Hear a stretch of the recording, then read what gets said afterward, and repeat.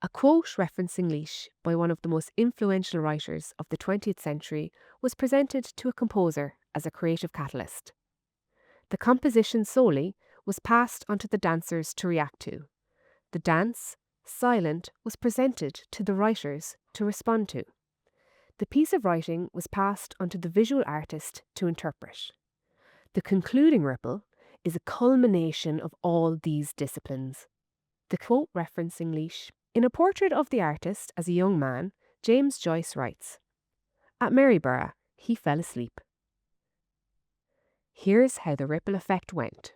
I love the concept because it's just so open. I didn't understand anything about it. Project, it's about collaborating with other artists. There's something that is specific to Laois. The idea that you could start with a quote, "At Maryborough, he fell asleep." If you gave that quote to 10 different composers, you would get 10 completely different pieces written.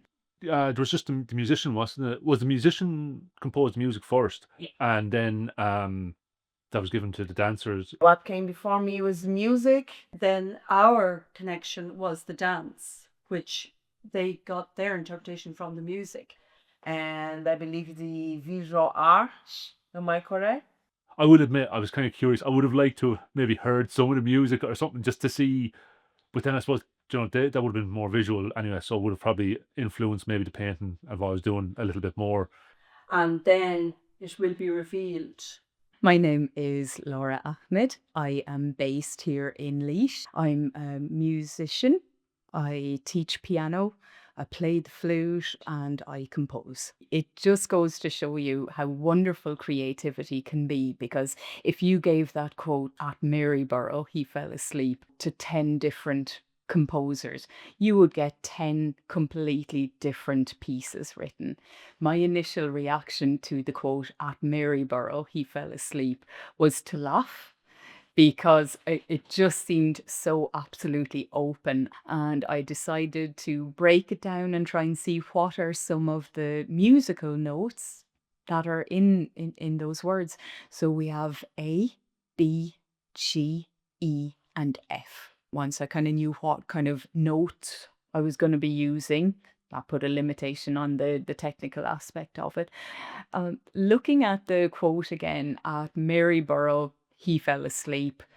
What happens when we fall asleep? We dream. So one thing that dreaming would represent to me is how reality can stretch. And with that in mind, I decided to use the compositional technique called augmentation.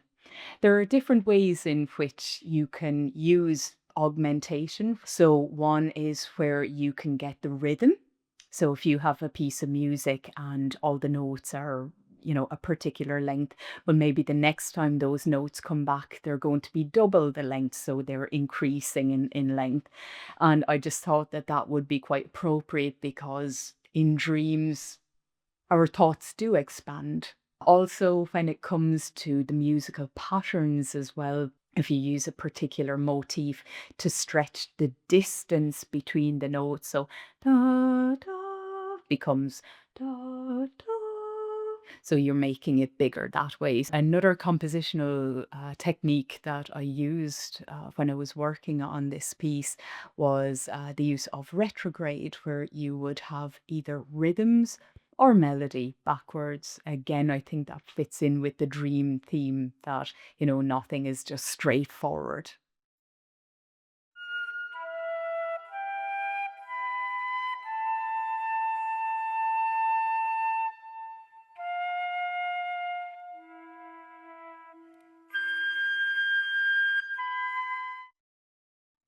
I would be hugely curious to see what the rest of the creators come up with. I love the concept because it's just so open. The idea that you could start with a piece of music and just to see where it goes from there. Nature is definitely a source of inspiration for me.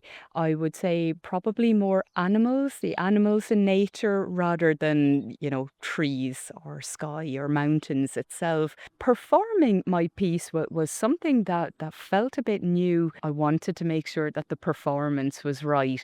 And I certainly would think of myself as more of a composer rather than a performer. I think the part of the process that I liked the most was just how free it was to have nothing but a quote, "At Maryborough he fell asleep."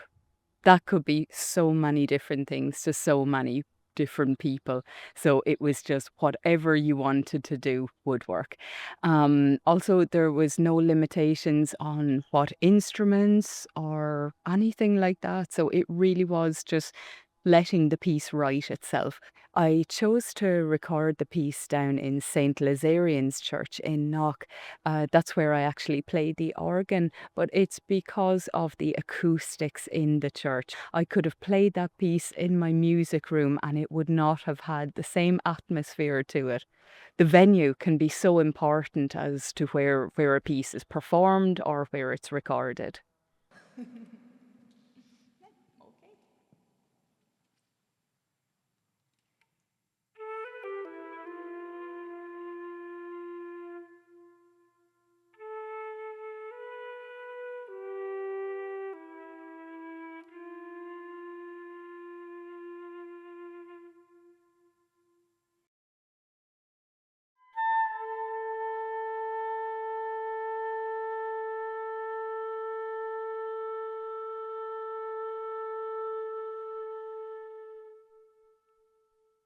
I'm Erica Borges. I'm the Ohr Dance Company artistic director, and I'm from Brazil, but I'm based in Lich, Portugal.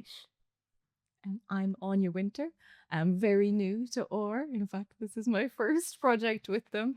But I work with Erica. I'm a ballet teacher with Erica. My name's Quillan Doyle, and I've been dancing with Ohr for a year, but before that I was dancing with her other company, LYD. My name is Mara Bisaya. I'm based in Laois and I've been dancing with Ohr since I've begun, so I don't know how many years that's been.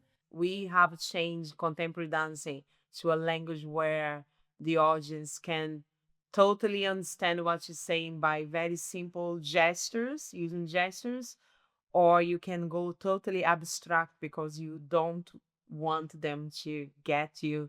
You want them just to meditate and to reflect on what you want to say. I think especially for this music, my mom definitely, sorry, Erica definitely, focus for mom now. Erica definitely did guide us from the start. I think it was for me, that's for me, I'm not gonna say for everyone. It's like she guided us from the start and I was like, okay, now I know what I'm doing, but if she were to go, okay, listen to the song and do a dance, I'd be like, oh, I'll be standing there like, okay, what we're gonna do, but yeah, she definitely helped. I had to listen to the song and then I had to listen again, leave it aside, and then listen again. If I had listened to the piece and think, okay, I'm gonna choreograph it straight to the music, would take me longer. Some songs like this one, if it's really abstract, you have to look at yourself, your inner self, and search on what you want to talk about. I think this is one of the few times where I had to imagine myself somewhere or picture myself with something. I think maybe at the same time, though, because we're all such individuals and we're different dancers, and you go through different experiences as just a human.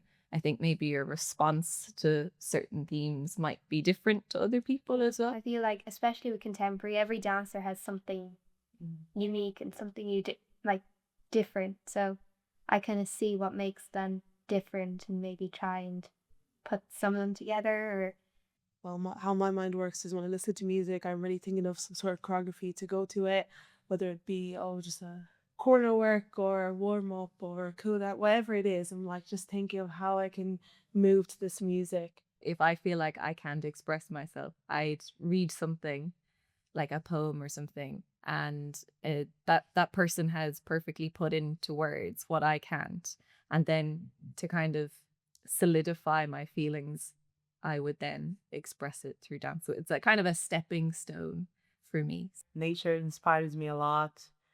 And I like to watch other dancers. That inspires me. I follow loads of dance companies, and sometimes I just jump into a workshop or even go audition, even though I will never get through. But I just gonna take this audition just to, push myself a bit harder to meet new people and to meet the choreographer in charge and see what's gonna happen after that. And usually you end up with meeting new people that's like your work, have seen you before, but you never had the chance to talk to you.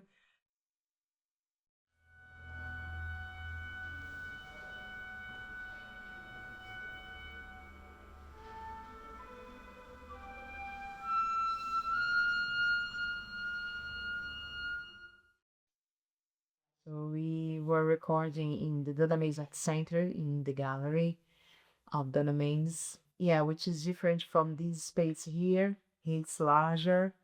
And then when we came from Dunamaze to Dance Link Studio, have to adapt a little bit to the space, but that was fine, was not a problem with that. And I think Donna Mays gives us, with the gallery, especially with the pictures on the wall, at least for me as a choreographer, watching them dancing gives me a different feeling. And as if we are actually working with other artists in the room together. But then when you came here to the dance studio, it's as if it's all about us, not all about ourselves, but we are on our own. I did enjoy the piece overall. I think it was a bit different, and I hope that whoever takes this or interprets this next understands what we were doing. I think calm and connection were definitely kind of the main emotions I got from it. And then I came to the piece a little bit late, so it was really cool to be added in and just kind of like add my own 2 cents, I suppose. But yeah, it felt like really gentle and unifying. I liked it a lot. I think kind of connection as well, because like it's the start of our year together. So it's the first piece we created together, so we need to get to dance all together. I think it was fun kind of adding our eye contact in at the end. So it was kind of a late thing that we put in. I think everything just came naturally and it went all well. Yeah. Excited to see what happens, after us. Be really interesting to see a poet create something out of that's without knowing what the theme is. I think that's really cool. Yeah.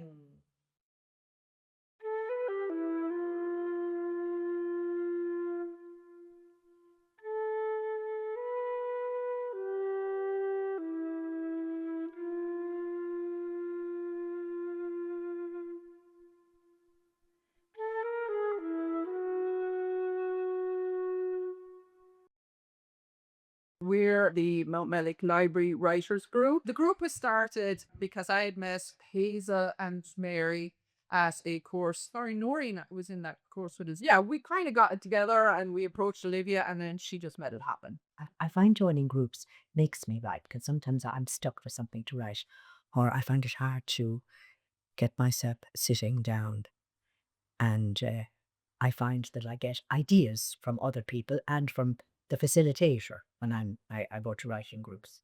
And I remember the first day I was here, I said, can we call it like a writers group? Because to me, everything you write is creative. So I think creative writing fluffs it up a little bit, but I think I take myself more seriously if I call myself a writer than a creative writer. But Yeah, and I would be the opposite because I would consider myself a creative writer. I draw on my own experiences, but I think if I was to just write about things I've been through in a memoir, mine would be quite boring. So I do like to jazz it up a bit. I think I took it up as a writer's space, especially me, because I find it very difficult to write at home. So in here, if I did get a writing block, I read. Joining the group was fantastic for me because I found it hard to sit down and write myself. So when I come here, it actually triggers little emotions and memories that I didn't even realize I had. But now I see it as a really collaborative group that can, you take ideas from each other. Sometimes it's when we sit down and have that cup of tea and we start telling stories or talking about stuff. And we're like, that's a good story. You should write that down. Do you know, that happens a lot. And actually, I could do more writing at home afterwards than I sometimes do here. I would say I feel very proud because I'm living in Laois, and I just feel this sense of excitement and potential about it. I think you can feel possibility, you know, Yeah. you can feel energy. Yeah. And it's also maybe not only about writing, you can kind of, there's other kind of disciplines kind of mixing into it. And like in that way, it's great for networking because everybody can just kind of reach out and you know somebody who knows somebody and things like that.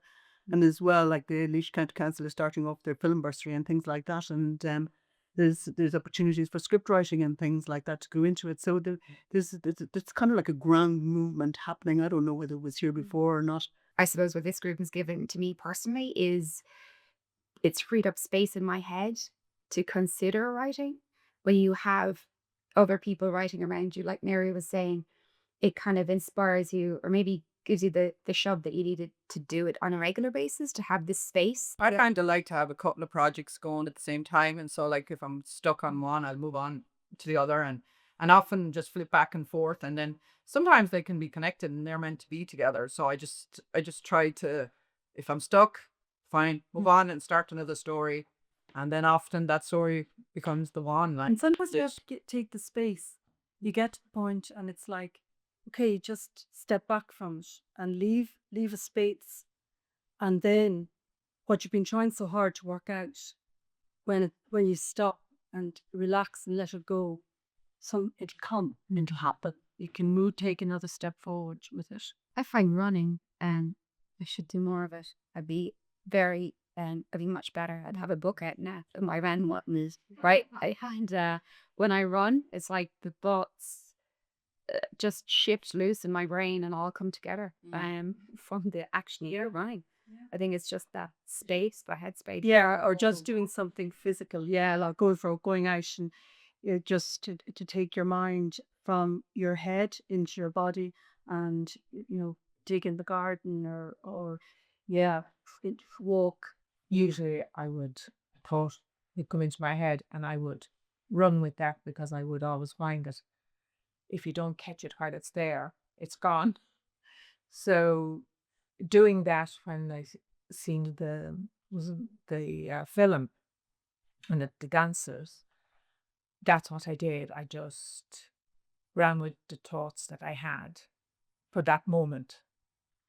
But them coming into the group and trying to fit them in within the group, I think that's a huge leap. When we'd started first, we knew I can still remember it was 26th of September. We knew we were getting the video that day. We were all waiting for it, and then we decided to watch it on our own. So, everyone had this kind of initial individual thing. And then a few days later, we met then on our usual day and we had to try and chat about it then. And what did you think? And then you could see so many different aspects to it then. Yes, it was quite a challenge, I felt, watching the dancers with no music.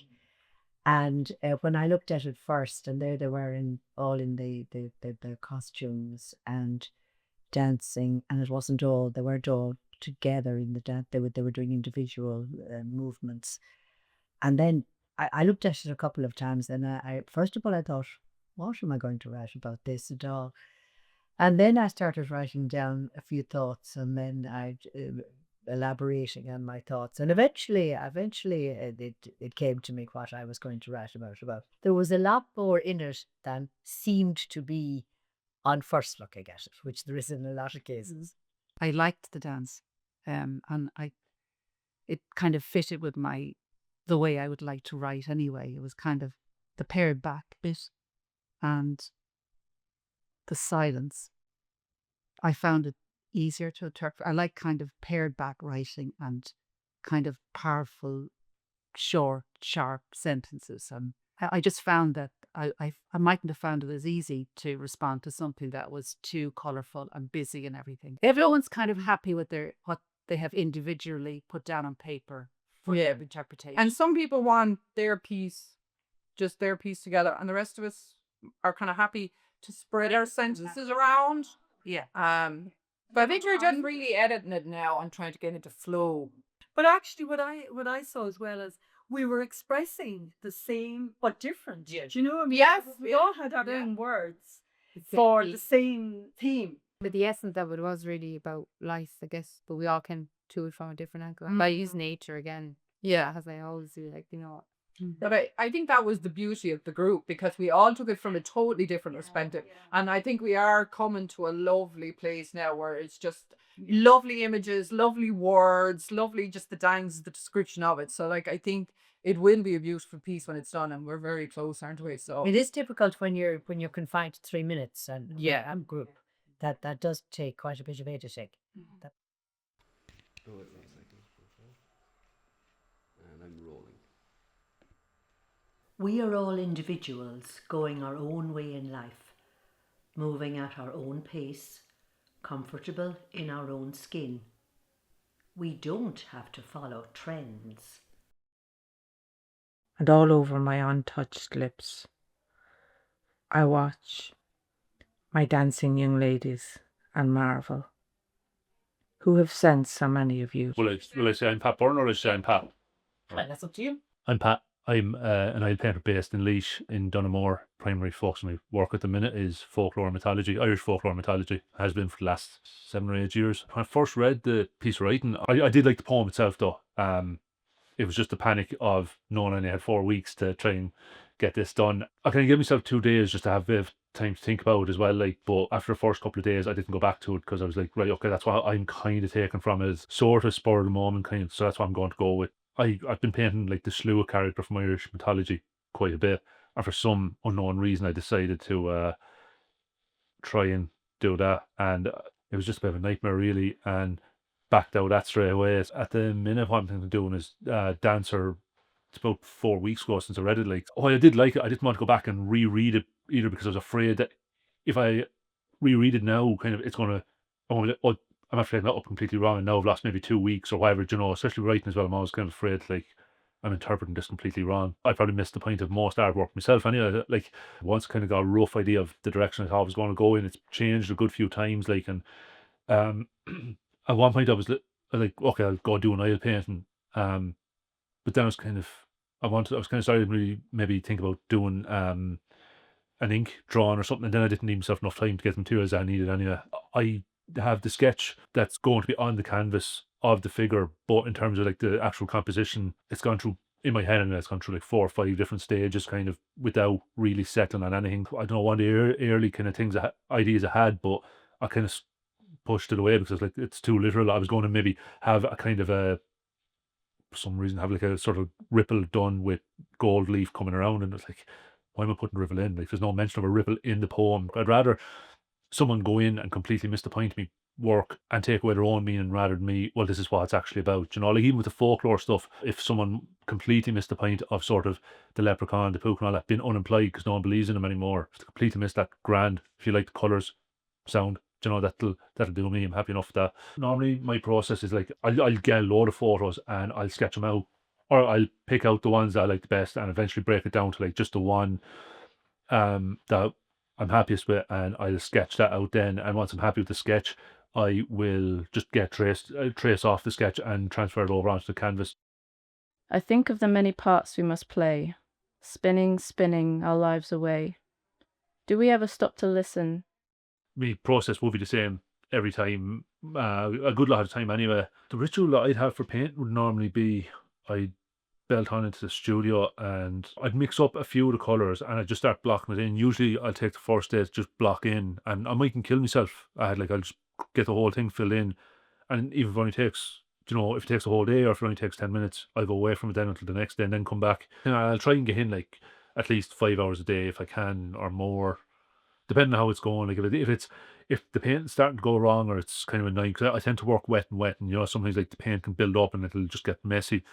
If it's just not working out, I'll just go away from it, or I might just scrape it off and start again. I kind of landed on the figure in the painting. I suppose it was the quote about the Celtic red hair. Again, I tried to use the Slua shoehorn in some of my own kind of themes into it, but I couldn't get a photo that I wanted. And that same time, that's what it was. It was just been shoehorned in, so it didn't work. And when I got the dancer, I felt like, great, grand, that's one piece of the puzzle done, but I was still sort of going back and messing with the idea of using the ripple with the gold leaf, but I just felt like I was going to be interpreting the title of the project more than the poem itself. So I was kind of playing around with that and how to trying to figure out a way that could maybe make the ripple more abstract, like doing it just with little circles, but like freehand was no way I was going to have to do perfect circles of gold leaf. So I think there was a line about the leaves and that, the fluttering of leaves or something in the poem. So I said I'd try doing something with that. With this, I actually did 2 sketches. So I did the sketch of the woman jumping in the air, and then I did a separate sketch of all the leaves,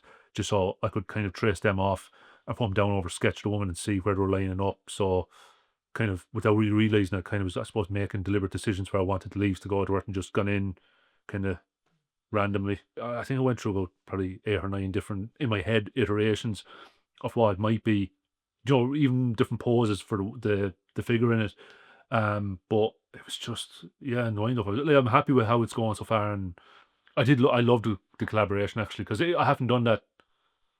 I don't know if I'd say I haven't done that since college, that kind of thing. Like, and jumping one of the steps to the overall project was really nice. I was working from something completely fresh again. It wasn't just, here's the character from the folklore that I work with. It was just, it was someone else's work as well. So I wanted to try and make sure that I got maybe what they were trying to get out of their work. Like, I didn't want to, I suppose my biggest fear with it was that I'm going to do a painting and it's going to look like, well, I didn't even read the piece of writing. Like, you just, what's this?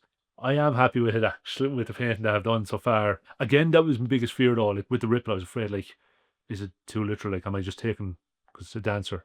It's just, again, something different to what I normally do. I love painting for the first time a little bit. I was having fun with it. I suppose it was that fact too that I didn't really have a definite idea in my head of where I wanted the work to go. So I was changing as I was doing it, like, yeah, no, I really enjoyed this and I'm happy enough with how it's going. So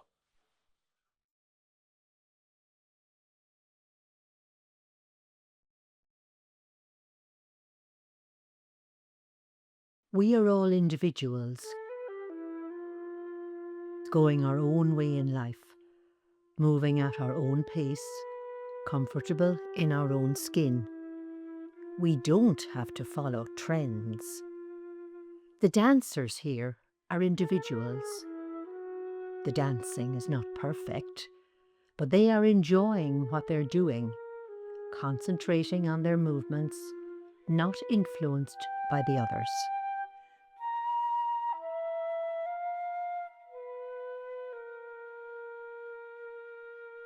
Like the grey blue of a cold morning, they came in pairs, as they swoosh and sway, claiming their own space.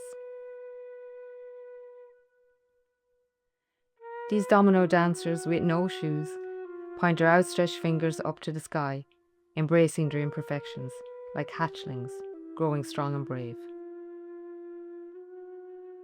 And then arose within a Viking warrior inked in tattoos, her Celtic red hair scooped back in a bun, ready to get this dance begun. And like a mighty turbulence from heaven, she let out a rip of a long-legged kick, with a toe held like the point of a stick. The sisters soon follow suit, with limbs swaying, bowed but unbroken, free to move independently like leaves in the wind, symmetry in disharmony, yet all connected to one source, conceiving, hatching, growing like nestlings. These dancers come alive, lift, fall, sway, courage of expression, to be unique and to be seen. Spreading their angel wings wide, they play with us, massage us, roll us, and separate us.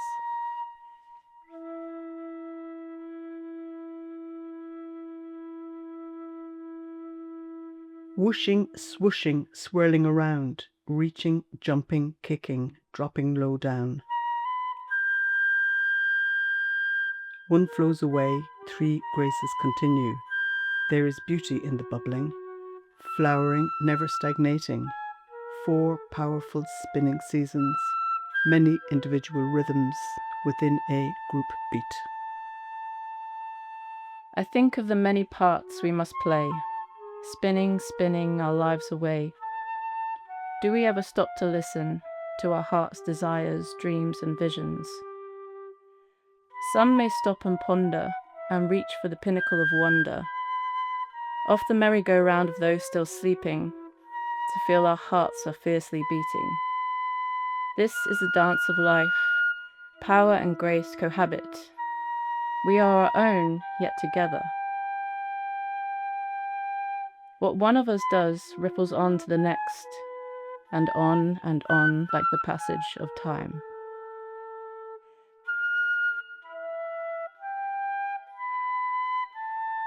In my dream, her hands hold your fingers, soft and long to their tips, while her arms extend around my room and all over my untouched lips. I watch my dancing young ladies and marvel. Who have sent so many of you?